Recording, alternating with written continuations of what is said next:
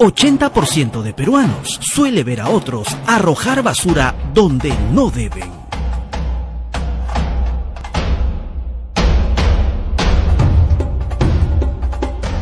¿En qué equipo estás tú?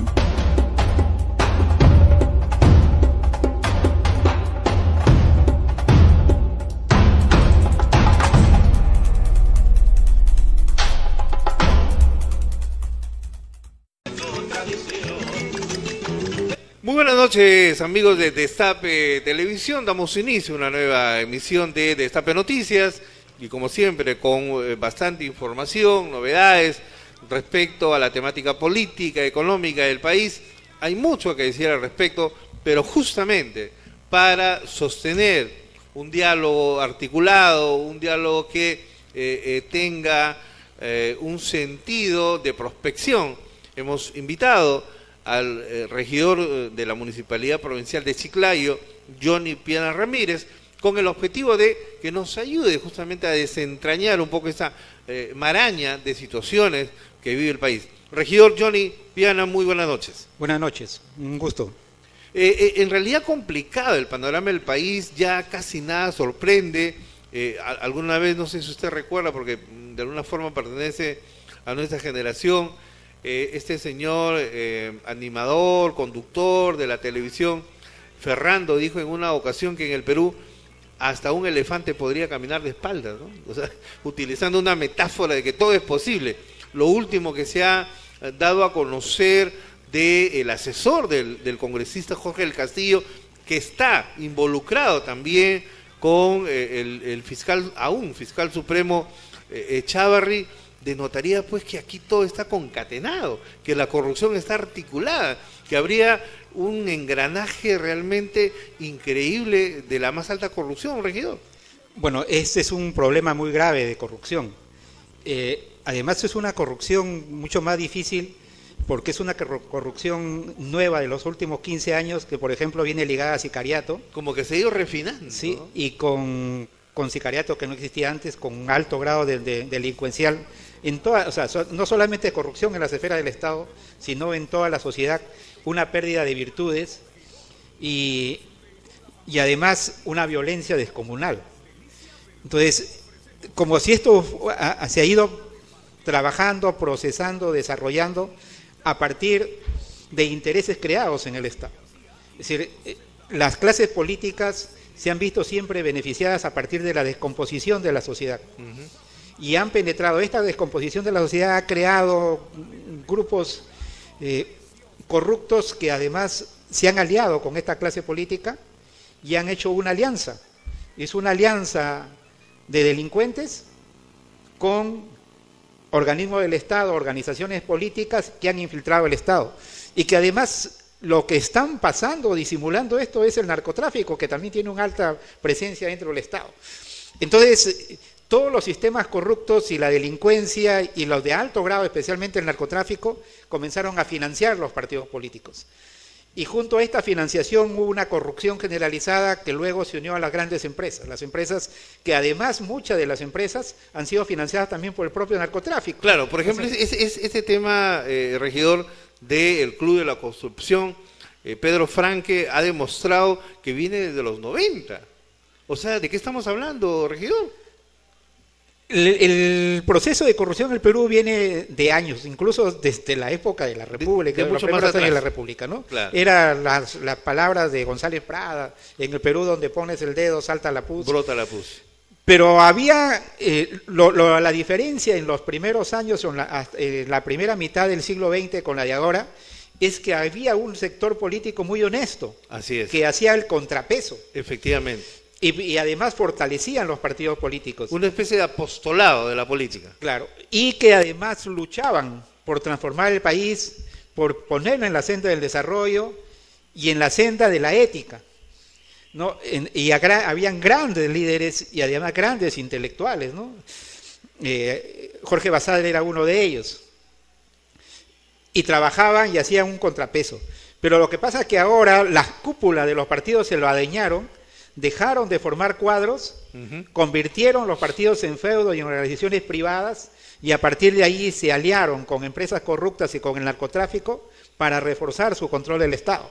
Y por eso son los políticos eternos, en donde les interesa una descomposición de la sociedad y el desarrollo incluso de la violencia, porque eso le da mayor poder.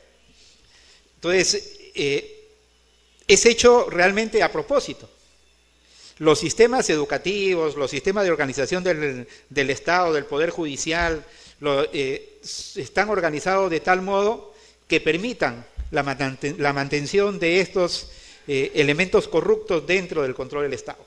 Y no es que pertenezcan a uno u otro partido, porque además hacen alianzas, ¿no? La alianza del APRA con el fujimorismo es clara, y tienen un control abajo, es decir, han tejido una red a nivel nacional. Y es un pacto de impunidad. Una cosa es la que vemos y que se ha destapado a buena hora, pero por otro lado hay una red de corrupción en todos los organismos del Estado. Y entonces la transformación del país va a requerir trabajo muy firme y de largo aliento, a muy largo plazo. Ahora, en este contexto, regidor, ya un poco pensando prospectivamente, ¿cómo podríamos ir articulando una nueva clase política que de cara al Bicentenario y mucho más allá del Bicentenario, por supuesto, nos avisore por lo menos un derrotero de mayor sosiego, calma y menos corrupción en el país? Mira, yo creo que a corto plazo es muy difícil estar pensando en que los partidos políticos puedan jugar un papel importante. Definitivamente. Por ahí no pasa la solución. No hay un solo partido político en estos momentos que no esté con problemas judiciales o problemas, no, desde lo que podríamos llamar la ultraderecha o la derecha tradicional, con los Pepe Causas o el partido de Keiko Fujimori, y hasta la izquierda, ¿no? Que se ha visto, o los problemas que tiene Susana Villarán, claro, o los problemas judiciales que tiene Gregorio Santos, que está mucho más a la izquierda, efectivamente, ¿no es cierto? Y que el centro no se ha librado, porque hasta estos momentos también están saliendo... Sí, hay algunas cositas por ahí. Hay algunas que están saliendo y muy, muy fuertes, ¿no? Y que algunos partidos que estaban pasando como que no estaban involucrados en problemas de la corrupción, ahí estaba el financiamiento del PPC de Odebrecht. Entonces, yo no veo que los partidos políticos en el corto plazo sean una solución. Yo creo que la solución va a comenzar a partir de abajo, a partir de la ciudadanía, a partir de formar núcleo de ciudadanos que comiencen a enfrentar y además de involucrar a todas aquellas personas que han estado en la platea mirando los problemas del país, pero que no se comprometen porque no quieren entrar en ese sistema de corrupción. Pero justo eso es lo que tenemos que hacer. Es decir, toda persona honesta y toda persona responsable tiene que jugársela por el país y tiene que salir a hacer actividad política. Un poco preguntar, bueno, y en realidad, ¿por qué equipo estás, no? ¿Por el equipo de los corruptos, el equipo que lucha contra los corruptos? Hay una frase que me gusta mucho, ¿no? El silencio tiende a ser complicidad. Así es. Y entonces cuando tú ves esta corrupción y guardas silencio, ya eres cómplice. Pero también hay otra forma de ser cómplice, no actuar. Así es. Y entonces necesitamos que la gente entienda que tiene que salir, que tiene que haber nuevos cuadros políticos, nuevas caras, personas que tienen muchísima capacidad y que tienen una larga trayectoria de honestidad, que no han estado en la actividad política, tienen que involucrarse en esto. Ahora, ¿y en qué medida, regidor, la academia, las universidades, podrían contribuir a profesionalizar la política y darle sobre todo ya un matiz, no solamente más profesional, sino también más ético y honesto, ¿no? Fíjate, las universidades podrían contribuir a esto, pero yo creo que lo que tienen que hacer las universidades ahora es promover la investigación, crear conocimiento. Ese es el punto de partida. No a través de la estructura académica orgánica, especialmente. ¿Qué pasa? Que las universidades también se mueven muchos grupos de poder. Bueno, ese es otro tema, ¿no? No hay una sola universidad que terrible, no esté, excepto las universidades privadas que tienen un propietario. Y hay rectores que han hecho su feudo de las universidades. Han convertido las universidades particulares, sí, que eran sin fines de lucro en universidades con lucro y con asignaciones de 11 o 15 millones de soles Bueno, al rector. es increíble. Un sueldo más utilidades, la participación de utilidades, y han puesto a toda su familia en cargos gerenciales o en decanatos. Y entonces estas que fueron creadas, por ejemplo, sin fines de lucro, se convirtieron. Y por otro lado, las universidades privadas lo que buscan es utilidad, más que hacer, más que hacer educación. Por supuesto. Y eso es clarísimo, ¿no? Y a mí me ha sorprendido, un dueño de universidades dijo que el problema cuando le plantearon, pero su universidad no destaca, está en el puesto 16.500 a nivel mundial, o sea, que significa... y él dijo, bueno, pero es que el problema de la universidad no depende de la universidad, sino depende del alumno. Y eso se ha hecho Vox Populi porque he escuchado a muchos estudiantes universitarios que dicen, sí, pues, el alumno es el que hace la universidad. Entonces, ¿para qué vas a hacer ir a la universidad si la universidad no te va a dar nada y tú la vas a hacer? Haz una universidad en tu casa. ¿No es cierto? O estudia por correspondencia o por internet. Entonces, han creado esa visión dentro de los alumnos y están eliminando todo tipo de investigación. ¿Por qué? Porque la investigación te lleva al pensamiento crítico, al descubrimiento de tu realidad. Entonces, yo creo que lo que habría que hacer es impulsar, y una de las cosas que tiene que hacer SUNEDU es que las universidades les exija investigación para que las universidades puedan ser registradas efectivamente como universidades que pueden dar el servicio. Y puedan licenciarse convenientemente. Entonces, la licenciatura tiene que ver fundamentalmente en los procesos de investigación. Eso es profundamente transformador. Es el punto.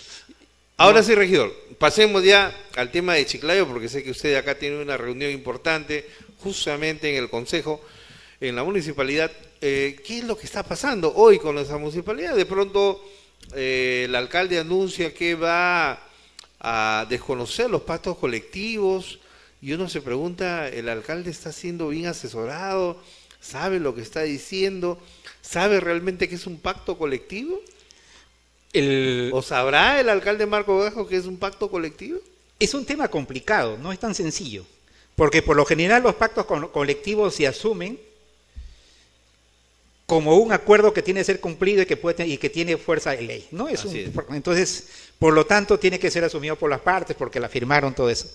El asunto es que además los pactos colectivos tienen que tener un procedimiento, ¿no? Y entiendo que los alcaldes están prohibidos de hacer pactos colectivos en su último año de gestión, ¿no? Sin embargo... Porque están especialmente cuando comprometen el presupuesto de la nueva gestión. Así es. Eso está establecido en un artículo de una ley, ¿no? Y ese acuerdo fue el último año. Pero por otro lado, los pactos colectivos tienen que también tener en consideración el presupuesto de la municipalidad. Entonces, el presupuesto de la municipalidad tiene que ser no a lo que prevés que vas a tener, sino a lo que ya existe. En el caso de este pacto colectivo, lo que se ha hecho es considerar que va a aumentar la recaudación y con cargo a ingresos propios. Entonces, pero que no estaba comprobado que efectivamente esa recaudación y en qué términos iban a aumentar los ingresos propios. Entonces, ahí hay dos puntos que quedan vacíos en el problema legal. Lo que no consideró el pacto es en qué momento ya se aplicaba, si es que había realmente ese presupuesto, esos ingresos propios, y si es que efectivamente la limitación de que el alcalde no podía hacer contrataciones a largo plazo de personal en el último año de su gestión, hacía o no válido el convenio. Entonces, por ahí hay algunos vacíos, pero que se pueden solucionar además conversando, porque cuando hay este tipo de acuerdo, la única manera que tienes para solucionarlo es también mediante otro acuerdo de las partes, pero no puedes tú eliminarlo unilateralmente.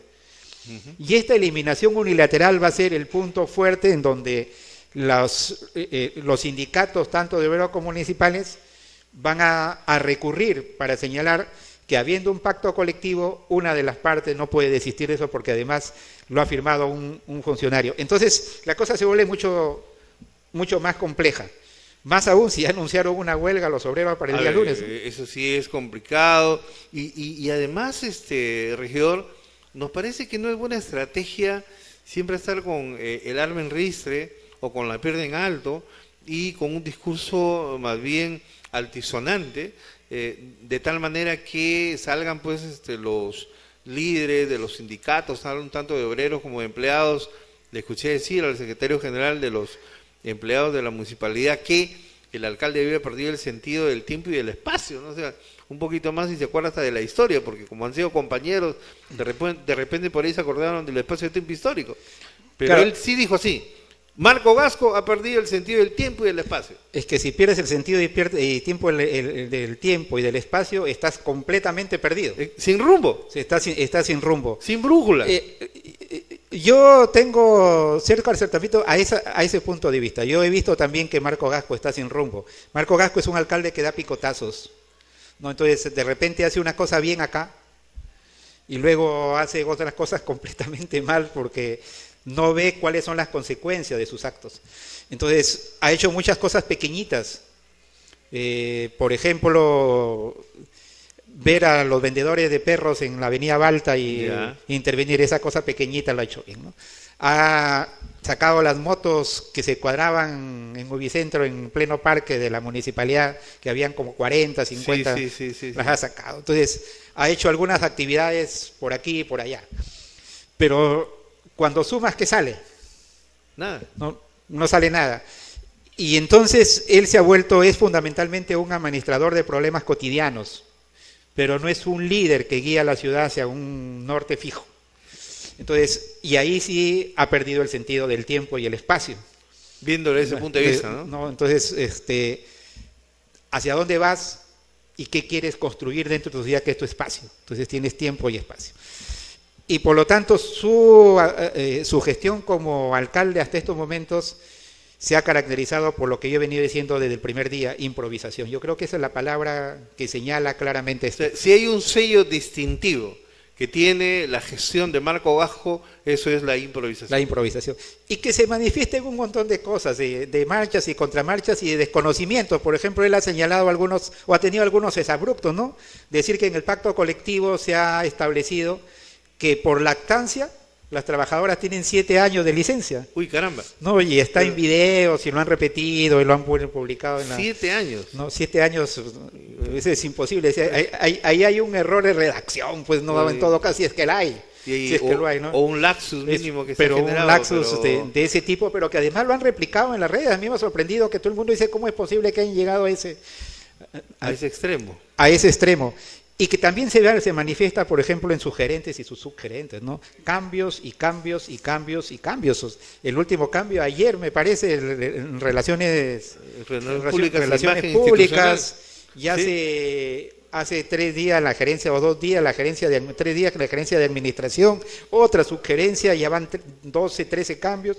Recién el 14 de febrero puso 2 nuevos subgerentes que no los tenía desde el comienzo, y esto es un ir y venir. Y por lo tanto, si tú no tienes un equipo, ¿qué puedes hacer? Y además un equipo que no está compenetrado, donde los gerentes o los subgerentes, cada uno hace lo que cree dentro de su sector, pero no hay un hilo de continuidad y de uniformidad en los trabajos que hacen ellos. Y que por lo demás, además, lo lleva a incumplir sus propias promesas. Yo tengo conocimiento extraordinario, extraoficialmente, que en la municipalidad no han ingresado trabajadores por decenas. Ha ingresado por centenas, nuevos. Bueno, eso ya es grave. Por centenas. Eso es grave. Que puede estar comprometiendo, si los datos que he podido obtener dentro de la propia municipalidad, si los datos que he podido, pueden estar comprometiendo 6 millones de soles del presupuesto de la municipalidad de este año. Y entonces, esa sobresaturación, en donde ya tienes una municipalidad sobresaturada, y donde tú vas a cada oficina, y en cada oficina encuentras caras nuevas que recién han entrado, y que además en un escritorio se sientan 2. Bueno. ¿No? Es imposible trabajar así. En una carpeta de colegio donde se sientan 2, pero bueno, porque en fin, ya es una cuestión. En las carpetas antiguas nos sentábamos, de a 2, nos sentábamos 2, ahora ponen en el escritorio, ponen 2. Hay un escritorio de a 2. Y entonces, ¿a dónde vamos? Porque todo el dinero que pagamos los contribuyentes en Chiclayo, por arbitrios, por limpieza, por parques y jardines, casi todo se va en el sueldo de estos trabajadores y estos que han ingresado. Entonces, no queda presupuesto para transformar Chiclayo. Lo único que queda es para mantener la ciudad como está. Y se puede hacer muy pocas obras con esto. Bueno, estamos ya realmente camino a los 100 días y yo creo que el balance es poco halagador, regidor, pero en todo caso, ¿qué es lo que ya se percibe que pueda ocurrir en estos próximos días y qué actividades de mayor impacto podría realizarse de cara a estos 100 días que ya se avecinan? Mira, el gran problema ahorita, en estos momentos, es Claro, si es que el lunes llega se da la huelga de obreros. Bueno, eso sería realmente caótico, ¿no? Así como está la ciudad en estos momentos solamente puede recoger, en el mejor de los casos, el 60% de la basura. La municipalidad no puede Por recoger eso que en al día. diferentes puntos de la ciudad vemos aglomeraciones de basura, ¿no? Se acumula. De los 16 compactadoras, solo funcionan 5 o 6 diarias y otras interdiarias que llegan a 9. Lo cual ya es bastante preocupante. No, y si viene además esto, habría que dar una solución inmediata. Yo sé que están pidiendo una contratación urgente de alrededor de 180 trabajadores, pues en caso hay la huelga. Pero además hoy día en Consejo se va a ver por primera vez el tema de la basura. Recién hoy. Claro, o sea, hubo un informe a comienzo de año, ¿no? Y lo han estado viendo los funcionarios, los gerentes encargados. A nivel administrativo, ¿no? Pero ahora se va a ver porque quiere declararse ¿En emergencia otra vez? Desabastecimiento inminente. Desabastecimiento. Desabastecimiento inminente es una figura en la organización, de las contrataciones del Estado que te permite hacer contrataciones, compras, adquisiciones y contratos directas, ¿no? Inmediatamente. Exacto. Y dar cuenta después. Entiendo que lo que ha dicho el gerente general es que quieren hacer adquisiciones por alrededor de 400.000 soles. Pero hay dos versiones. La del gerente general es para reparar la maquinaria para que pueda salir a hacer recoger la basura, pero está la versión del alcalde que dice para contratar empresas privadas para que haga la basura. Sería interesante que se pongan de acuerdo, ¿no? Y entonces, ¿cuánto es sostenible? ¿Por cuánto tiempo? Porque además el desabastecimiento inminente tienes que establecer en un plazo. Entiendo que están pidiendo, con los documentos que nos han planteado, 90 días y quieren ampliarlo a 100. Lo que pasa es que este desabastecimiento inminente es para situaciones que fueron imprevisibles, eso dice la ley. Ya. Y que por lo tanto se te presentaron a última hora, y que por lo tanto tienes que solucionar un problema de futuro, pero no un problema de pasado. Entonces yo no sé cómo van a explicar para decir que esto de la basura era impredecible. Ahora, pero ¿no? ¿qué pasaría, regidor, si la mayoría va con la consigna de aprobar ese desabastecimiento? Lo van a aprobar. Porque tienen mayoría. Lo van a aprobar porque está en mayoría. Pero si luego nos atenemos a la ley, tienen que demostrar que ha sido una situación impredecible. ¿Y qué es lo que ha ocurrido siempre? Hay dos cosas. Una histórica. En el Perú y en algunos países donde hay alto grado de corrupción, se creó esta figura del desabastecimiento impredecible para hacer dos cosas. Uno, para cubrir deficiencias en la administración. Entonces, como yo no puedo solucionar los problemas de la ciudad o los problemas del Estado, creo una situación de desabastecimiento para actuar inmediatamente sin normas, sin nada. Casi algo ficticio, ¿no? Entonces, para justificar las cosas. Provoco la situación impredecible. ¿No? Entonces provoco eso o también cubro mis ineficiencias. Pero por otro lado también me permite contrataciones directas que muchos de los corruptos las han usado.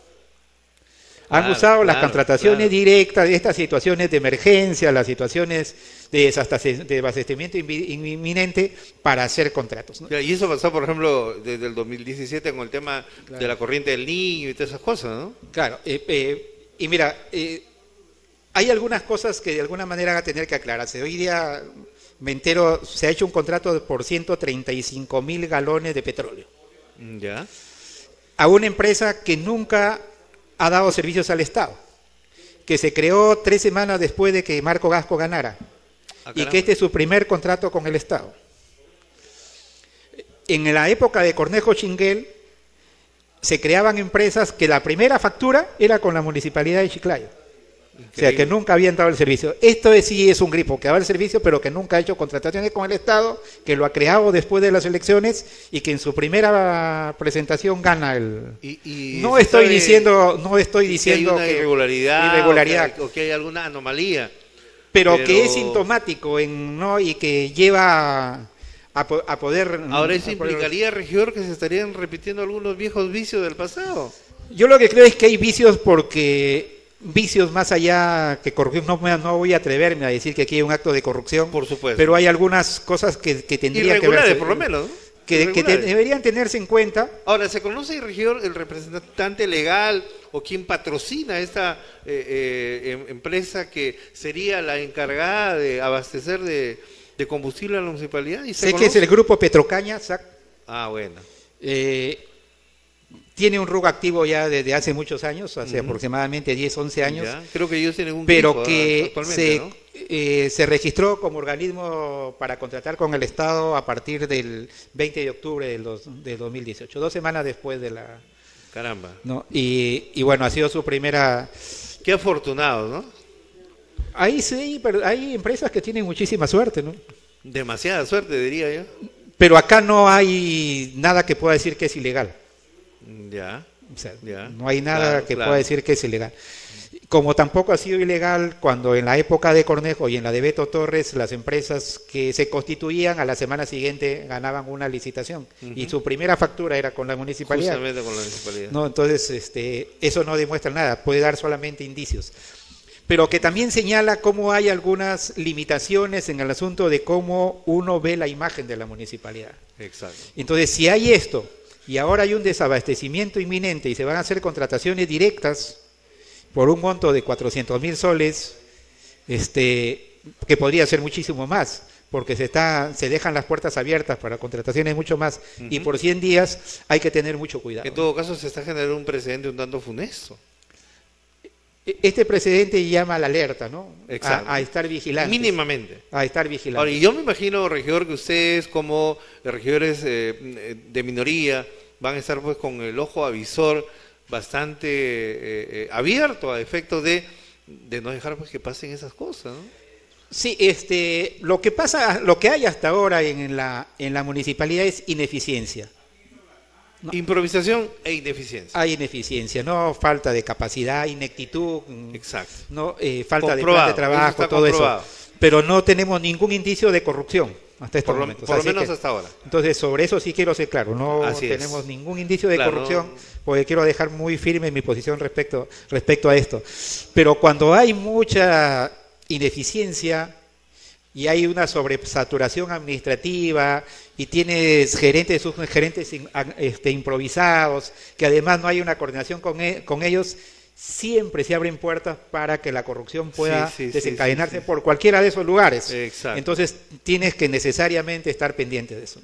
Muy bien, regidor, siempre muy agradecido por su presencia. Sabemos que usted tiene justamente una sesión de consejo ya en minutos y con el compromiso que en los próximos días, previa coordinación, esté con nosotros para seguir conversando el tema y la problemática de la ciudad, porque realmente Chiclayo no será ciudad gótica, pero sí es ciudad caótica, ¿no? Bueno, nunca ha estado Chiclayo así, y además sufrimos no solamente el problema de la basura, de las deficiencias en infraestructura, de los desagües y todo eso, sino que nuestra imagen a nivel nacional, a través de los medios nacionales, ha tirado a la ciudad de Chiclayo por los suelos, y los chiclayanos estamos realmente como unos ciudadanos que vivimos una situación catastrófica, y además algo que nunca me ha gustado, hemos comenzado el resto del país nos está teniendo lástima. Bueno, y eso ya es preocupante. Ya es preocupante, porque siempre hemos tenido mucha dignidad, hemos sabido salir adelante, hemos creado una imagen de una ciudad de la amistad y una ciudad acogedora, y eso hay que rescatarlo, ¿no? Y hace 20 años atrás, usted debe recordar, regidor, que Chiclayo era el tercer aportador al erario nacional. Sí, y hace 30 años era el segundo PBI nacional.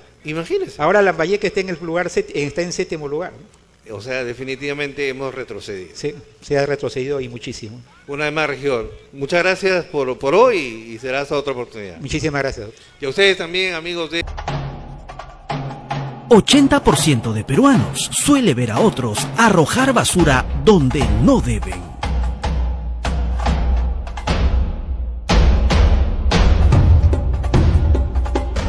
¿En qué equipo estás tú?